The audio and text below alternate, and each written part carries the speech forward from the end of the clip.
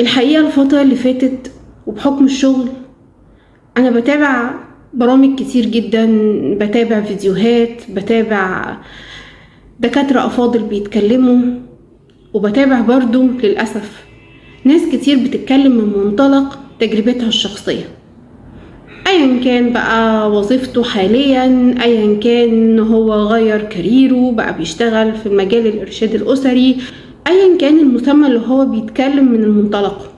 الفيديوهات دي للأسف خربت بيوت كتير، وبواقع الجلسات اللي بتجيني الإعلام برضو كان ليه سبب كبير قوي في اللي احنا وصلنا له دلوقتي.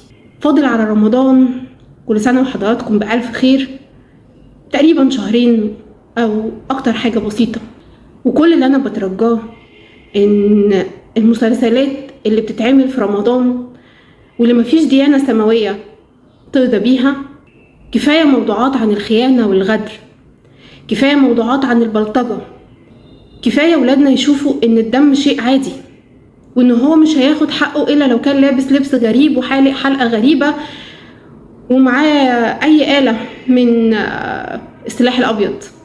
كفاية مخدرات وكفاية كلام عن المخدرات، كفاية كلام وكفاية مشاهد سيئة ومسيئة لكل بيت مصري ولكل بيت عربي. يعني الأسرة كيان احترمته كل الأديان، ولادنا أمانة، فأرجوكم نحافظ على الأمانة. لايف كوتش دكتورة أميرة عبد الرازق.